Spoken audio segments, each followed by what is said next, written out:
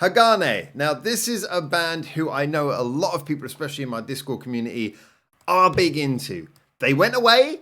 They've seemingly come back. Now, I've got to be honest, this is a group who we did listen to, both on this channel, I think, but definitely on my main channel, Bucker Broadcast. We listened to them because of the fact that they would just seem to be really catching a lot of momentum right up until they broke up. I remember when we were waiting for their first music video to come out, checking that out and all these things. And it's always felt like one of these bands who a lot of people were excited about. But as mentioned, they stopped. They came back. I don't know what's happened if there's different members. I'm assuming members have changed. I don't know the whole lineup thing. I'm just here to check out their latest song. Now, they have an EP that's come out. The EP, as you can see on Spotify, is called Life Goes On. It has 5 tracks on it, so it's like a mini album, basically. I'm going to go straight to the last track because it's the title track. I know it's probably a weird way to do it, but I'm going to do that. I'm going to go straight to the final track, Life Goes On, and see what I think about it. Now, interestingly enough, it's 5 minutes and 43 seconds long.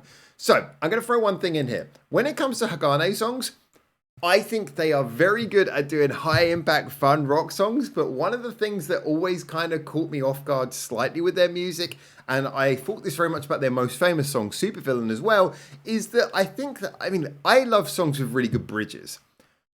But I noticed that they had a bit of a habit back in the day for bridges that seemed to meander and not go anywhere. So I don't know. Is it going to be like that?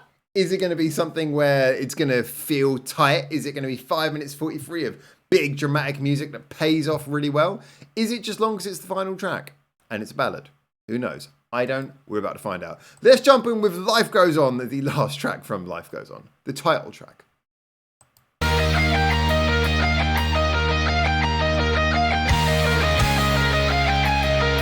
That classic rock vibe is definitely back.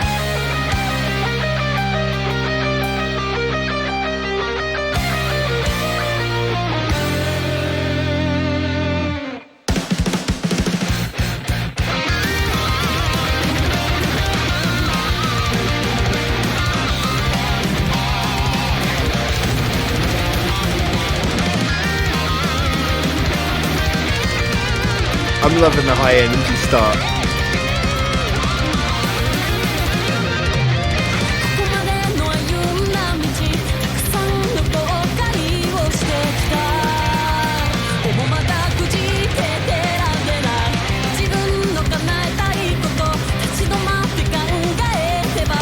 Kind of high speed melodic medley. There's a real space for it. A lot of people are really into this, especially from Japan.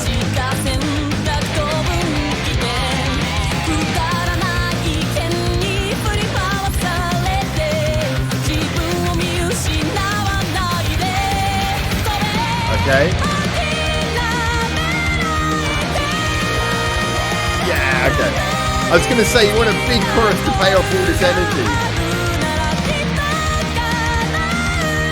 Okay, this is a good chorus. Oh, I'm loving that.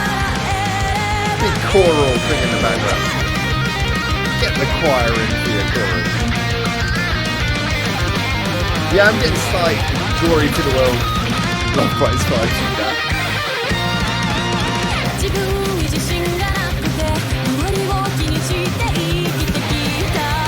It's good! I like it so far.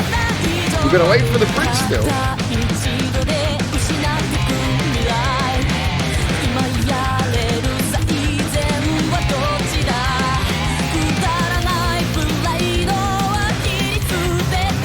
Keeping the pace up pretty well. The melody, the way the melody builds up.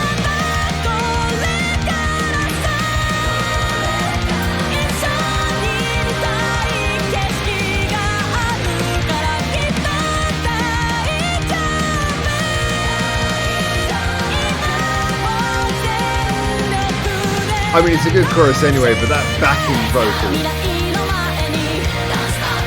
Alright, nice. Pop punk bridge. Where's it gonna go?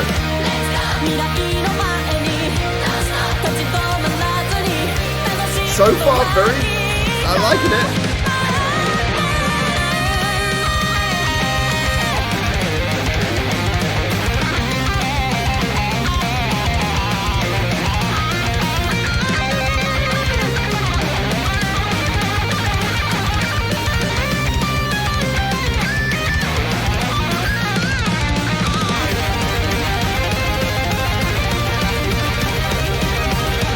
I recognise this technique and I appreciate it, but I will talk about this a bit more afterwards.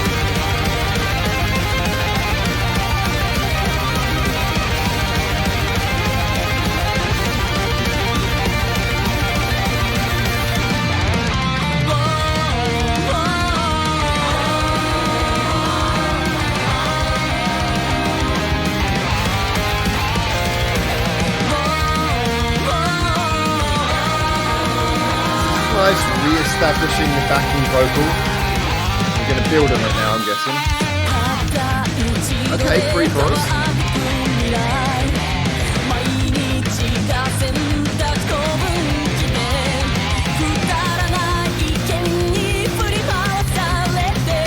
Recoiling the strings. Are we going to get a breakdown at the beginning of the last chorus? Yes.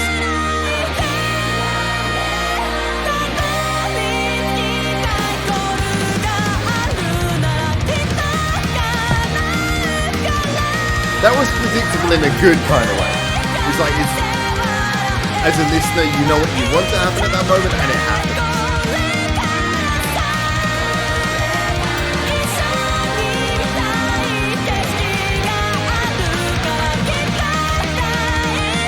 It's a good chorus. Simple, but very addictive. I really like this bit. It's so weirdly pop punk to throw this in. It works.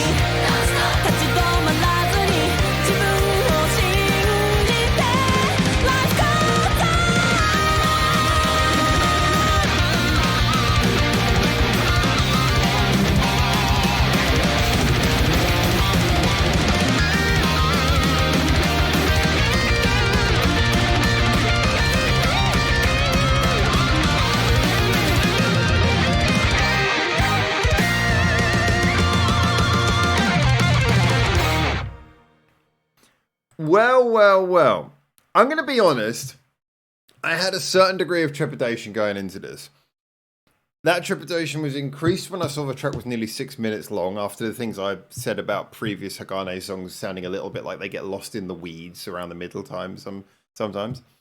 And the trepidation was perhaps even more extended when it started off and I was thinking, this is kind of that territory that a lot of bands are going for, this kind of speed melodic metal thing. I was thinking, I really hope this is a pleaser, because I'm always honest in my videos, but it's always nicer to post one of these when you come out of it happy. I don't know whether it's the gift of like slightly lower expectations, because I wasn't sure what to think going into it, but I really enjoyed that. Now, I'm going to have to be fair, there's a couple of points both ways, but let's be honest about what that did so well. I mean, first of all, the melody was really good. And, you know, a really good melody can be picked out sometimes when you go between the verse, the pre-chorus, and the chorus, say, for example, in this example, and a lot of examples. You go between those three stages, and although you can tell where the verse, the pre-chorus, and the chorus are, the melody just seems to effortlessly go between them, as though it's just naturally moving from one stage to the next. It doesn't feel like, oh, that's the verse melody, now the pre-chorus melody, now the chorus melody. It just feels like the melody just glides smoothly over them, moving up to where it needs to be in the chorus.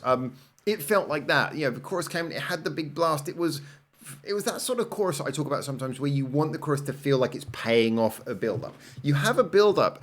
A great build-up is wonderful if you have something to pay it off with. And this chorus, okay, yeah, it's a chorus that only has a couple of notes worth of melody, and it does repeat, and it does repeat, and it does repeat. But it is a good, catchy sing-along melody with a big chorus that you can imagine just people sing along to, whether it be at a live show or at home, in the shower, wherever you want to listen to this. I can imagine you singing along to it, just belting it out and enjoying it. And again, you can get away with a slightly more repetitive chorus if you've built up to it with a more long-form melody that feels like it's done the work. Because you feel like the chorus is the payoff for sitting... Well, it's not sitting through, but enjoying that long build-up. And, you know, so for me, this plays the long game very well. So I have to give it credit for that. I also have to give credit for the fact that the bridge was actually quite well managed.